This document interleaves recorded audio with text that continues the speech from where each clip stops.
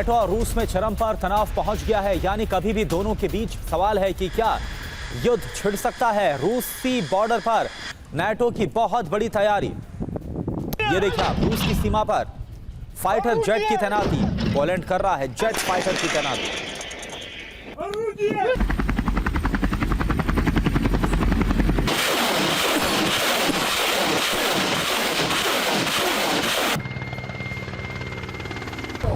NATO और रूस में टकराव बढ़ता जा रहा है। क्या कभी भी जंग हो सकती है? आपको बता दें, नेटो और रूस के बीच तनाव और ज्यादा बढ़ गया है।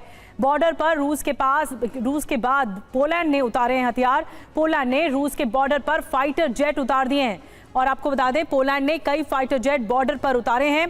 पहले रूस ने Tu-95MS की तैनाती की थी और नेटो को आशंका है कि रूस कर सकता है बड़ा हमला। बंसल सर, मैं आपके पास आ रही हूँ इसी सवाल के साथ। क्या आपको संभावनाएं लगती हैं, जिस तरह से मैटर एस्केलेट हो रहा है, बढ़ रहा है, तो क्या रूस और नेटो के बीच में सीधा टकराव होगा या सीधा फाइटर जेट वाली लड़ाई हो सकती है क्या, या फिर ये कूटनीतिक स्तर पर इसे सॉर्ट आउट कर दिया जाएगा? देखिए, ये एक पोस्चरिंग है। अभी जो है रूस और नेटो की लड़ाई नहीं होगी, क्योंकि दोनों ही इसमें इंटरेस्टेड ही नहीं है। अभी जो है यूक्रेन के कंधे पर रखकर बंदूक चला रहा है नेटो, और जो है वो लड़ाई वहीं पर सीमित करना चाहते हैं। और रशिया भी अच्छी तरह से जानता है कि अगर नेटो के किसी भी कंट्री पर अटैक होता है तो आर्टिकल 5 आ जाएगा एक्शन में, और उसमें फिर सारे कंट्री मिलकर के रूस के ऊपर अटैक करेंगे। अमेरिका भी उसमें उतरना ही पड़ेगा, कूदेगा। तो वो एक पोस्चरिंग और डरावा है, जो धमकी है, जो पहले दिन से ही रशिया देता रहा है।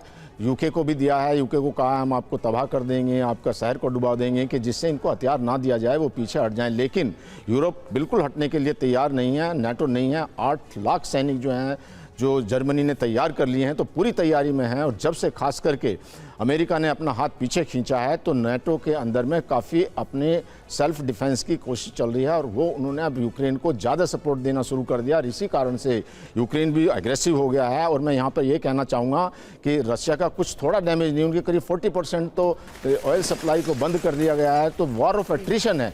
तो यूक्रेन भी लगा हुआ है कि उनकी जो इकोनॉमी को ध्वस्त कर दिया जाए। और सारे जो यूरोपियन कंट्री भी ये हैं कि जो उनके ऊपर सैंक्शन लगी हुई है अभी रशिया के ऊपर। बंसल सर, इकोनॉमिकली अब अगर देखा जाए तो यूक्रेन लगातार कोशिश कर रहा है ताकि धक्का पहुंचाया जाए, और ताकि किस तरह से रूस को भी, व्लादिमीर पुतिन को भी सरेंडर करने की मोड पर लाया जाए, बातचीत के टेबल पर लाया जाए। एक और बड़ी खबर, यूरोप की वजह से रूस यूक्रेन शांति प्लान फेल हो गया। ये एक बहुत बड़ी खबर है। रूस यूक्रेन के बीच नहीं रुकेगी जंग। यूरोप ने ट्रंप के पीस प्लान को खारिज किया है। पीस प्लान को यूरोप ने एक तरफा प्लान बता दिया था। रूस ने यूरोप पर युद्ध और भड़काने का आरोप लगाया। रूस ने कहा है कि यूरोप नहीं चाहता कि जंग खत्म हो।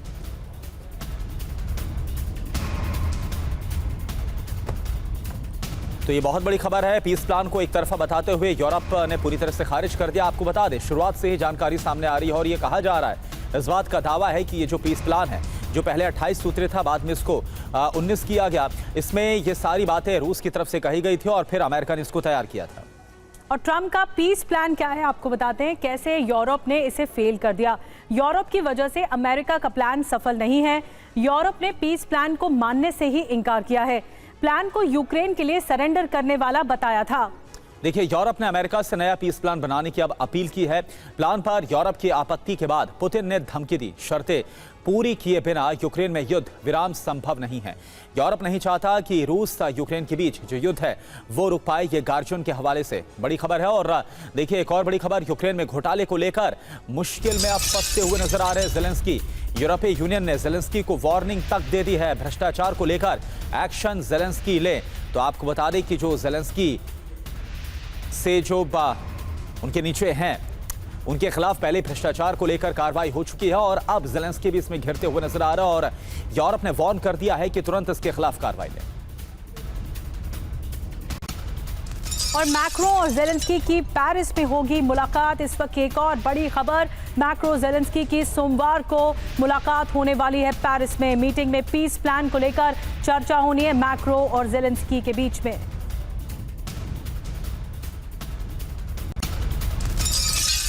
एक और बड़ी खबर, अमेरिका जाएगा यूक्रेन का एक डेलीगेशन। ये बहुत बड़ी खबर आ रही है। ट्रंप की टीम से यूक्रेन की जो मुलाकात है वो संभव है। दोनों के बीच पीस प्लान पर चर्चा। आपको बता दें कि इसी हफ्ते जहां एक तरफ पहले ज़ेलेंस्की और ट्रंप की मुलाकात को लेकर चर्चाएं थी, लेकिन बाद में ट्रंप ने बोल दिया वो मुलाकात ही नहीं करना चाहते। लेकिन अब ये खबर आ रही है कि यूक्रेन का एक डेलीगेशन जाएगा बातचीत के लिए। संदीप त्रिपाठी सर, लेकिन सवाल तो यह है कि ये सारी मुलाकातें हो रही हैं, यूक्रेन का डेलीगेशन भी जाएगा, लेकिन यूरोप ने बोल दिया अमेरिका को, भाई ये जो पीस प्लान है हमको मंजूर नहीं है, आप एक नया बनाइए। तो होगा क्या? रूस वाला पीस प्लान यूरोप को मंजूर नहीं है, जो फिर अब पीस प्लान बनेगा वो पुतिन को मंजूर नहीं होगा, तो फिर युद्ध कैसे रुकेगा? सवाल तो यही है ना, सॉल्यूशन कहां पर निकलेगा? ये जीरो सम पोजीशन है इंटरनेशनल पॉलिटिक्स में कि the loss of one is the gain of other. तो ये पोजीशन इस तरह की, देखिए क्या है कि इच्छा शक्ति का सवाल। मैं हमेशा कहता आया हूँ कि अमेरिका की थोड़ी इच्छा है, ट्रंप ये चाहते हैं कि उन्होंने मैन ऑफ द पीस का अवार्ड मिले, और उस कोशिश में लगे हुए। और ये जो डेलीगेशन जा रहा है, ये एक कह सकते हैं कि डिप्लोमेटिक कॉस्मेटिक है कि आप जा रहे हैं, दिखा रहे हैं, लेकिन सचमुच ये देखना होगा कि यहाँ पर सबसे बड़ा रोल जो है फ्रांस और यूके का है। यू के अंदर ये कंट्री नहीं चाहते हैं कि यूक्रेन को अमेरिका की शर्तों पर आना पड़ा। लेकिन मैं हमेशा कहता हूं कि अंतर्राष्ट्रीय राजनीति में आपके चाहने से नहीं कुछ होता है, यदि आपके पास पावर का बैकअप नहीं है। और आज पावर का बैकअप ट्रंप लेकर के बैठे हुए, ट्रंप को ये एक लाइन पर आना पड़ेगा। वो लाइन यही है कि यदि सचमुच आप चाहते हो कि युद्ध खत्म हो, तो ट्रंप को यूक्रेन को सारी असिस्टेंस रोक दीजिए। यदि आप नहीं चाहते हो तो ये ड्रामा है पीछे, अलास्का से लेकर के फिर बाद में आप जाइए बुडापेस्ट से लेकर के, फिर बाद में ये पीस प्लान से लेकर के। तो ये ट्रंप की एक स्ट्रेटेजिक पॉलिसी है कि धीरे धीरे इसको आप ऐसे ही लेते जाइए। स्ट्रैटेजिकली ट्रंप क्या चाहते हैं ये कई बार समझ में भी नहीं आता है।